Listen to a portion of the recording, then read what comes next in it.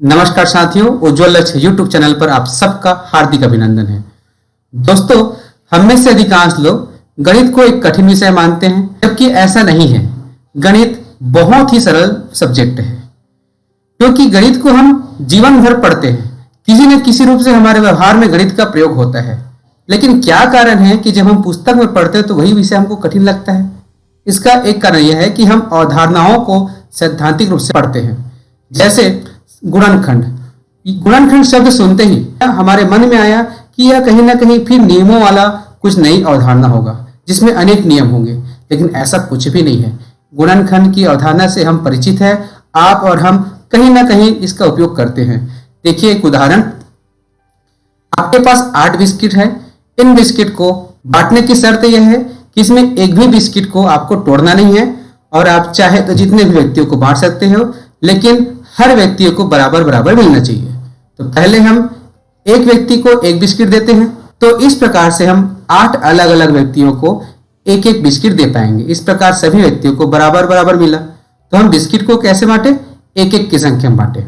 अब हम एक व्यक्ति को 2 बिस्किट देते हैं, तो इस प्रकार से 4 व्यक्तियों को 2-2 बिस्किट मिलेंगे। इस प्रकार हर व्यक्ति को 2 बिस्किट मिले।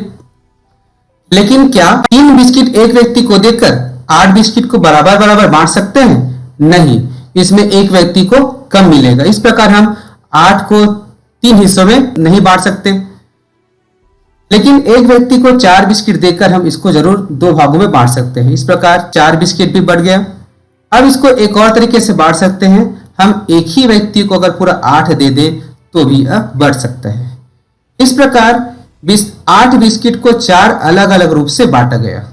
वास्तव में यही चारों संख्या 8 का गुणनखंड है। 8 के गुणनखंड हुए 1, 2, 4 और 8।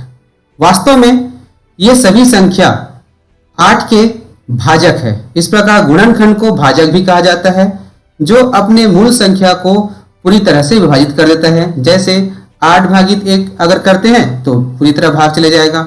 8/2 में भी पूरा तरह से भाग जाएगा, कोई भी शेषफल नहीं बचेगा। इसी प्रकार 8/4 और 8/8, इसको जब हम आपस में विभाजित करते हैं तो कोई शेषफल नहीं बचता। इस प्रकार किसी भी संख्या का गुणनखंड उसका ऐसा भाजक होता है जिसमें कोई शेषफल नहीं बचता। बच्चों, तो हमने गुणनखंड शब्द को समझा, जिसका और नाम है अपवर्तक, और इसको अंग्रेजी में कहा जाता है फैक्टर्स। अब प्रश्न फिर है, 8 का गुणनखंड बताइए। अगर इसमें भी आपको अगर परेशानी हो रही है तो इसको एक अलग तरीके से पूछते हैं। 8 किन संख्याओं के पहाड़ा अर्थात टेबल में आता है? अब ये सरल हो गया। 8 1 के टेबल में आएगा, 2 के टेबल में आएगा और 4 के टेबल में आएगा। इसके साथ ही साथ 8 के टेबल में आएगा, और किसी के भी पहाड़े अर्थात टेबल में 8 नहीं आएगा। इसी प्रकार 12 1 के पहाड़ा में आता है और 2 के भी पहाड़ा में आता है।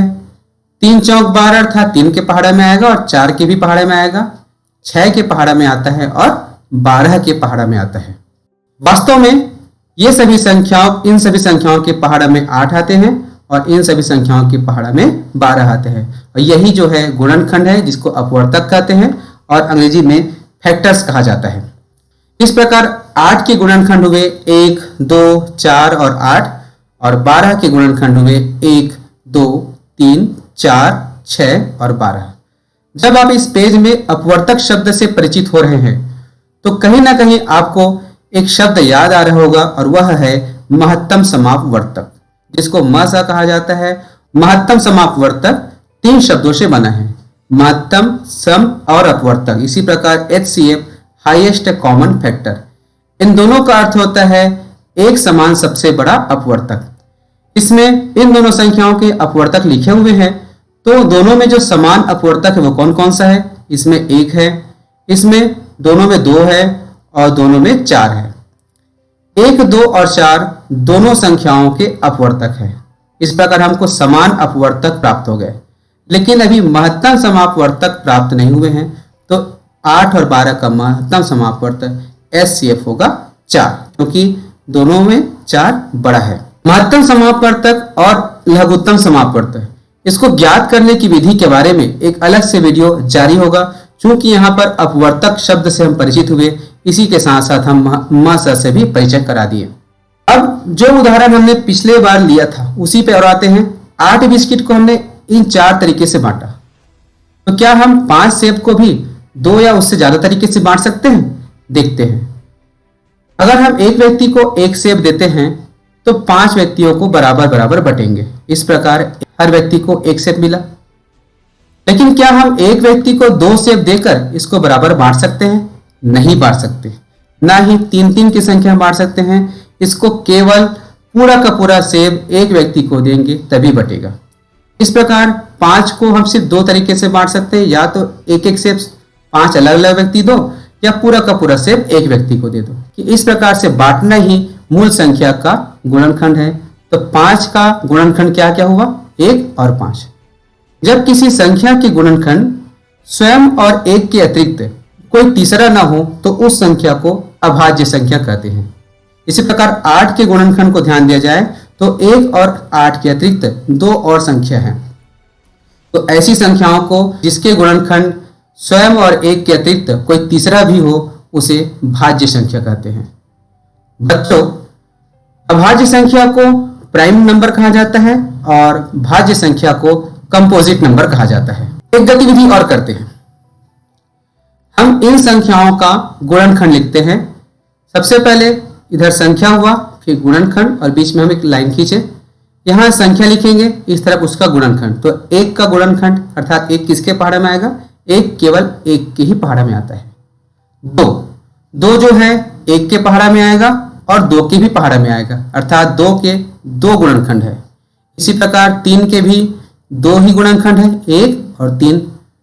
4 1 के पहाड़ा में आएगा, 2 के भी पहाड़ा में आएगा और 4 के पहाड़ा में आएगा। इसी प्रकार 5 1 और 5 के पहाड़ा में आएगा। 6 जो है 1 के पहाड़ा में आएगा और 2 के पहाड़ा में आएगा और 3 के पहाड़ा में आएगा। इसके साथ ही साथ 6 के पहाड़ा में आएगा। इसी प्रकार 7 1 और 7 के पहाड़ा में, 8 1 2 4 8 के पहाड़ा में, और 9 1 3 और 9 के पहाड़ा में आएगा। यहाँ पर 1 के गुणनखंड केवल 1 है। इसको हम अभी कुछ देर के लिए चर्चा में नहीं रख रहे हैं, बाद में चर्चा करेंगे। अब बाकी संख्याओं को ध्यान से देखिए और पता करते हैं कि किन किन संख्याओं के गुणनखंड 2 संख्या है। जैसे इसका 2 अलग अलग संख्या है, 1 और 2। 3 का भी केवल 2 गुणनखंड है, 5 का भी 2 गुणनखंड है और 7 का भी 2 गुणनखंड है। इस प्रकार 2 3 5 7 इन चारों संख्याओं के केवल 2 गुणनखंड है। अब इन गुणनखंड को ध्यान से देखा जाए तो सब में एक सामान्य सी बात है कि सब में 1 आया है। और दूसरी संख्या कौन सा है जिसका हम गुणनखंड निकाल रहे थे? 2 का गुणनखंड में 2 आया है, 3 में 3 आया है, 5 में 5 आया है और सब में 1 लगा है। तो ऐसी संख्या जिसके केवल 2 गुणनखंड हो, उसमें एक तो वह स्वयं हो और दूसरा 1 हो, तो वो संख्या अभाज्य संख्या कहलाती है। इसको ऐसे भी समझ सकते हैं। इसको अंग्रेजी में प्राइम नंबर कहा जाता है। इस प्रकार इस सूची में 2 3 5 और 7 अभाज्य संख्या हुए। अब 4 के गुणनखंड को देखते हैं, जहां 1 और 4 के अतिरिक्त तीसरी संख्या 2 भी आए हैं। इसी प्रकार 6 में देखा जाए तो 1 और 6 के अतिरिक्त 2 नई संख्याएं हैं। इसी प्रकार 8 में भी वही स्थिति है और 9 में भी यही स्थिति है। तो ऐसी संख्याएं जिसके गुणनखंड स्वयं और 1 के अतिरिक्त कोई तीसरा भी हो तो उसे भाज्य संख्या कहते हैं और अंग्रेजी में कहा जाता है कंपोजिट नंबर्स। इस प्रकार 4 6 8 और 9 भाज्य संख्या होंगे। अब यहाँ पे एक प्रश्न और है कि संख्या की शुरुआत 1 से हो रही है, तो सबसे छोटी संख्या, सबसे छोटी अभाज्य संख्या कौन सी है? सबसे छोटी अभाज्य संख्या 2 है और सबसे छोटी भाज्य संख्या 4 है। सबसे छोटी में 2 कहा और 4 कहा, लेकिन 1 को मैंने नहीं कहा।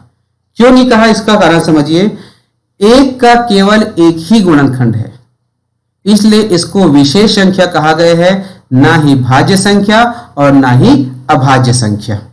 अब इन संख्याओं में अभाज्य संख्या को पहचान कर आपको गोला लगाना है। ऐसे प्रश्न आपके पुस्तक में भी दिए हैं, इसको हल करना है। तो हम देखते हैं सबसे पहली संख्या कौन सी? 12।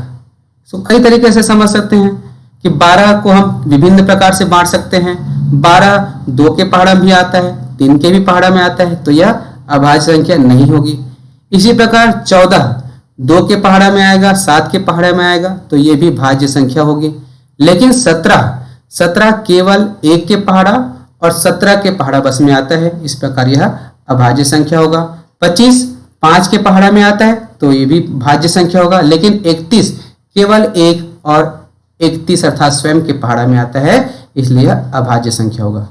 तो बच्चों, यह प्रश्न है 1 से 100 तक की अभाज्य संख्या कौन कौन सी है, और दूसरे साथ साथ प्रथम 10 अभाज्य संख्याओं को जोड़ कितना होगा। इन दोनों प्रश्न का उत्तर हम कैसे ज्ञात करेंगे, इसके लिए एक और वीडियो बना है, उस वीडियो को आप अवश्य देखें। और साथ ही अभी इस वीडियो में जितने भी कॉन्सेप्ट हम पढ़े हैं उसके संबंध में 10 महत्वपूर्ण प्रश्न इस वीडियो के नीचे लिंक में दिया गया है, उसको आप जरूर हल कीजिएगा और अगले वीडियो को अवश्य देखें। धन्यवाद।